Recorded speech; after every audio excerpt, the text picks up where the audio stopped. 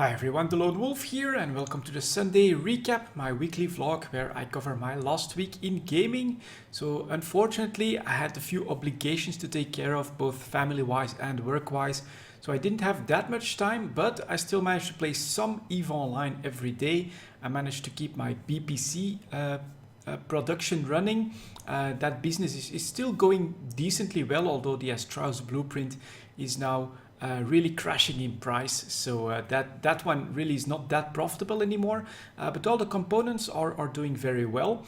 Of course, I also found out that the UI Federation put a large citadel with a market in Dital, so now I'm starting to produce some assets that I think will be in high demand and start putting them there. I think first of all we'll need some mining stuff, but then also small ships, skirmish ships, possibly some throwaway cruisers, things like that will probably be in decently high demand in Dital. And so I'm planning to get that production going and start seeding this fresh market that was just started by the UI Federation.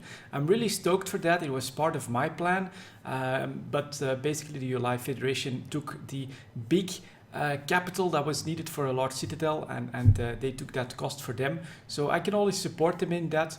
Personally, I think that Dital is an awesome system for still being safe in HiSec, but having access to a lot of possible gameplay. So you can jump into nullsec, into Providence space, which is not red, don't shoot. So as long as you stay neutral, try to help them a little bit, you'll make friends there and you'll be able to keep playing there. Of course, if you want to attack them for content, you can do that as well, but at your own risk. But what's also good about Dital is that just a few jumps out, there is faction low sec as well. So if you want to roam in small gangs, roam solo, find some instant action, or at least a chance for some instant action, then faction low sec tends to be, faction warfare low sec tends to be a really good place to do that. So personally, I do love the system of Dital, especially for like newer players. I think that they will be able to find out what they enjoy doing in EVE Online from a system like that. Whether it is staying in HiSec, mining, producing, care bearing it up a little bit, you know, they'll find a ready market close by as well, with Amar just 9 jumps out. But if they want to give nullsec a try, they can dip their toes in that without having to fully commit to an alliance, for instance.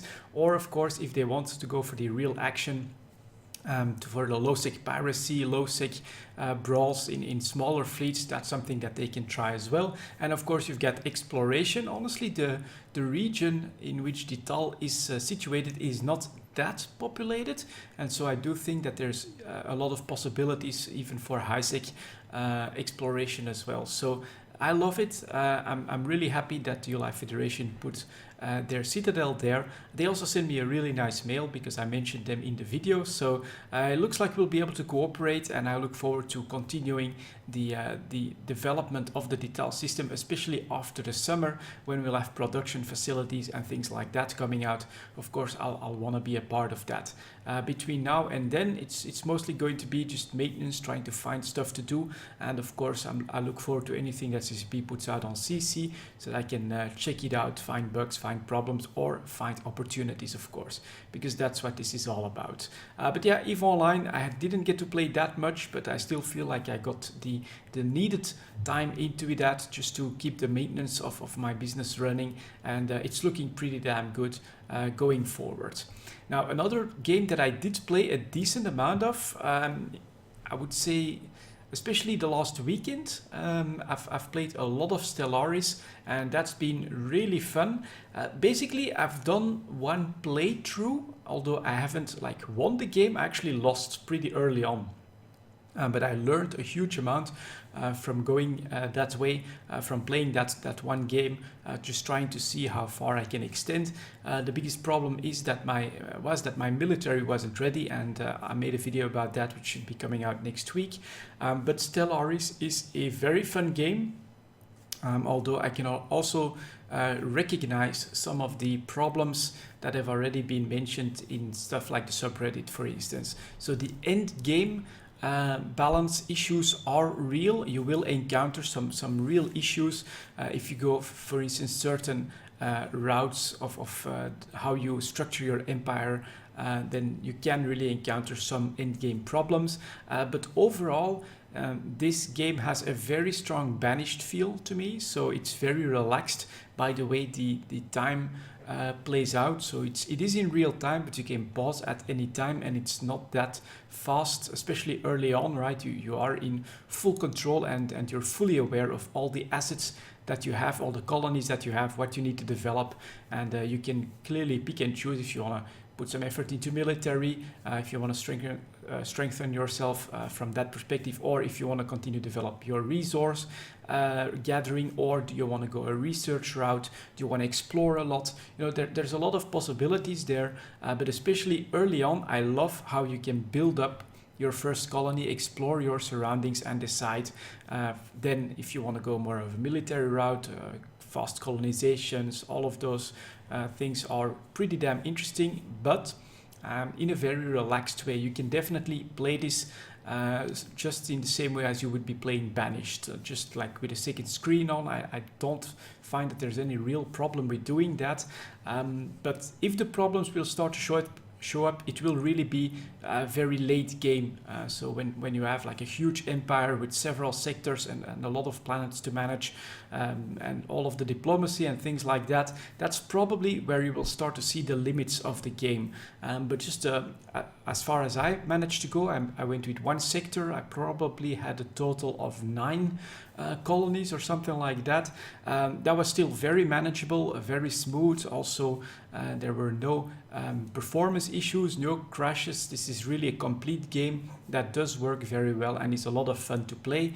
You just have to be aware that if you put like 100 hours into a single game and you've basically colonized almost the entire universe, or half the universe or something like that, that is when probably a few issues are going to start to pop up, and that may make the game a bit annoying. But honestly, for a €40 game, if you can get hundreds of hours just out of one playthrough, and I'm considering all of the possibilities that I've seen in the race building at the early start there, this game is going to provide us with hundreds and hundreds of hours. So someone asked me a little bit to give my rating. I don't really like to give a rating, but if I'd have to give a number right now, don't consider this a review, but I'd give this an 8 out of 10. It's a very good game, solid game, a lot of fun. Everything works the way it's supposed to, but I am already aware of some of the late game problems that will start to pop up. Now, if they patch this a little bit, this will easily become a 9 out of 10 or a 10 out of 10.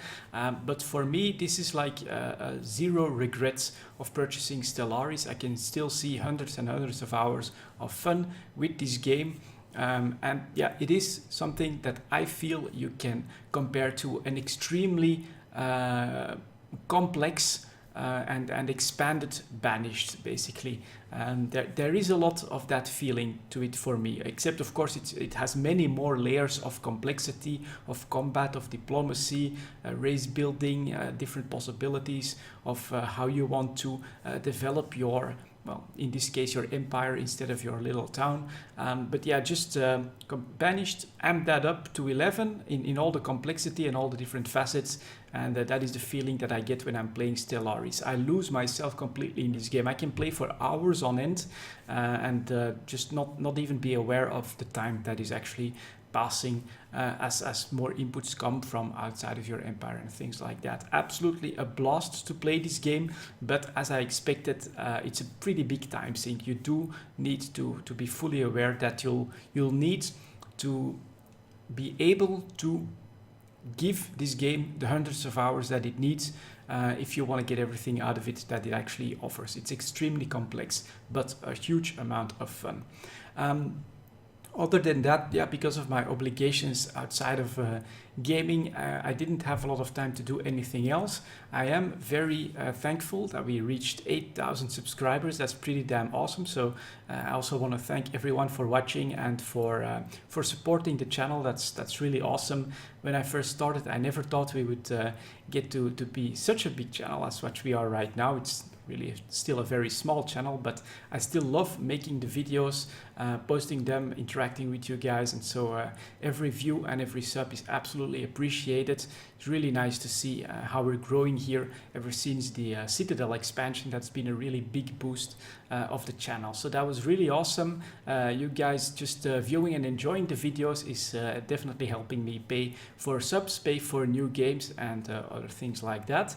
And if there's one more thing, I can't really say anything about it, but I was invited to a closed beta that is under full NDA, so I can't talk at all about it, but that's probably also thanks to you guys and thanks to the channel.